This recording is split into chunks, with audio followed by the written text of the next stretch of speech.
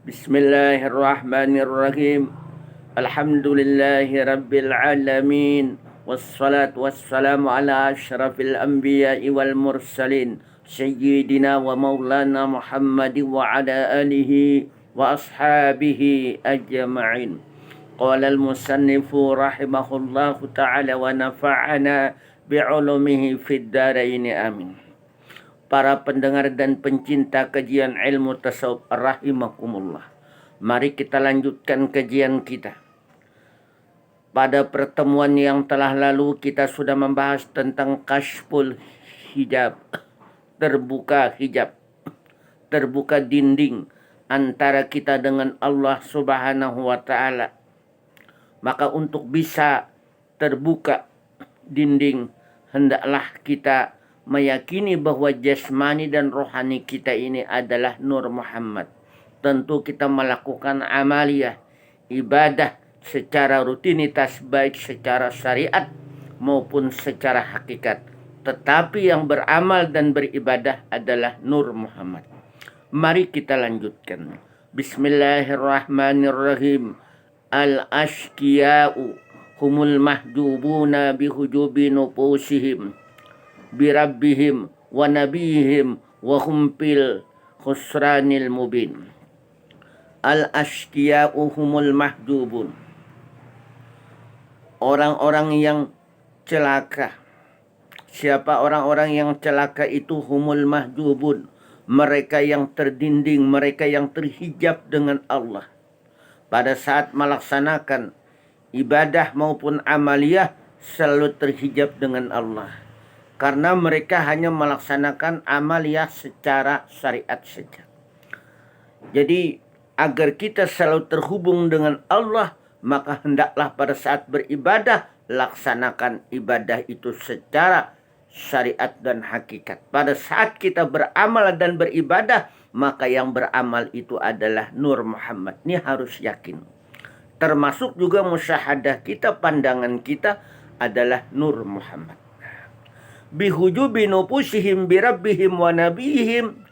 Terhijab diri mereka dengan Tuhan mereka dan Nabi mereka. Terhijab. Ini karena mereka itu tidak ada amaliyah hakikatnya. Tidak pernah meyakini bahwa jasmani dan rohaninya ini adalah Nur Muhammad. Yakin.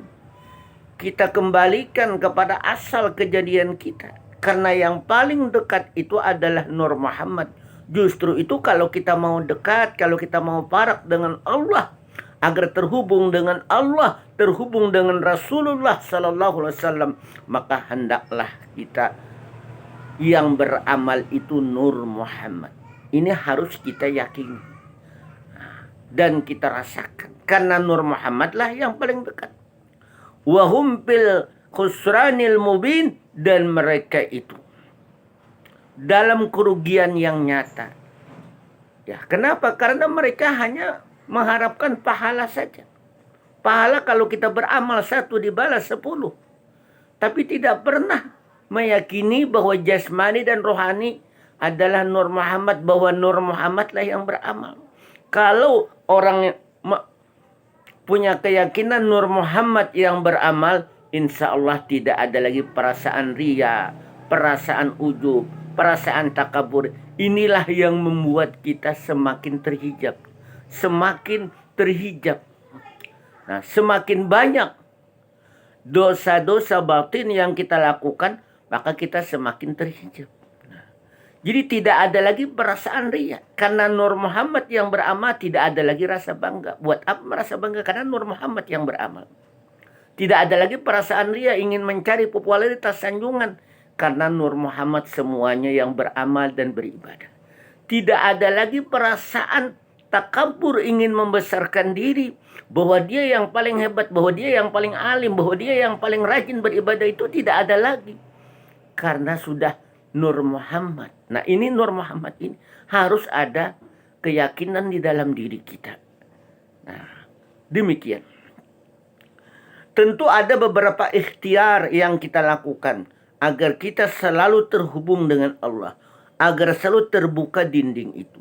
Yang pertama, al-ikhtiyarul awwalu bitalabi ilmin nafi'i fi zahiri wal batin. Al-ikhtiaru, ada ikhtiar, ada usaha. Al-ikhtiarul awal, usaha yang pertama ini harus ada. Apa usaha yang pertama agar bisa terbuka hijab? Bitalabi ilmin nafi'i fi zahiri wal batin, mencari menuntut ilmu yang bermanfaat pada zahir dan batin. Jadi ilmu zahir dan batin itu kita kaji. Karena ilmu itu hanya ada dua, ilmu syariat dan ilmu hakikat. Ilmu zahir dan ilmu batin. Sedangkan yang satunya ini ilmun wa bainahu wa bainallah, ilmu di antara penemu dan Allah. Ini ilmu laduni. Ini ilmu laduni yang Allah kasih kepada orang yang selalu melaksanakan amaliyah dan ibadah dan jiwanya selalu terhubung dengan Allah dan Rasulullah sallallahu alaihi wasallam. Nah, apa itu ilmu zahir? Az-zahiru was-syari'atu wat-tariqatu. Jadi ilmu zahir itu ilmu syariat. Ini kita pelajari, kebanyakan orang sudah mempelajari ilmu syariat, itu sudah mempelajari. Wat-tariqatu, nah ini agak jarang sudah. Karena tariqat ini harus berguru, harus berijazah. Tidak bisa kita mengamalkan. Apalagi belajar dengan Mbah Google. Kita harus betul-betul belajar. Ada guru yang membimbing, guru yang mursyid. Ini kalau kita artinya mengamalkan sebuah thariqah. Ini ada amaliyah khusus yang dibimbing guru. Nah, itu. Ini harus kita laksanakan agar kita semakin takarub, semakin dekat dengan Allah Subhanahu wa ta'ala. Yang kedua, wal batinu huwal hakikatu wal ma'rifah. Ilmu batin itu ialah ilmu hakikat dan ma'rifat. Ilmu hakikat ini pun harus berguru, harus ada sanadnya. Kita tidak bisa ilmu itu cuman belajar sama Mbah Google. Cuman baca-baca di buku, itu hanya sekedar pengetahuan. Harus kita ini ada sanadnya.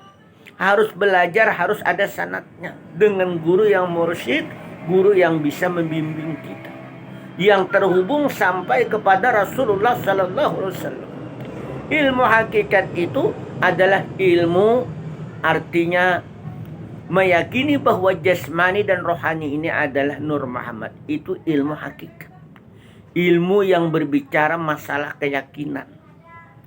Ilmu yang berbicara tentang keyakinan, musyahadah, pandangan, dan ilmu juga yang berbicara tentang rasa. Ada zauq. Nah, di sini rasa. Ilmu hakikat itu perlu kita pelajari dan kita berguru. Artinya kita harus berwasilah. Melalui ilmu tarekat itu harus berwasilah. Kalau kita tidak berwasilah, maka kita tidak sampai kepada Rasulullah sallallahu alaihi wasallam. Kiranya cukup sampai di sini dulu yang dapat ulun sampaikan. Insya Allah kita lanjutkan pada pertemuan berikutnya. Wallahu maufiq ila aqamit thoriq. Wassalamualaikum warahmatullahi wabarakatuh.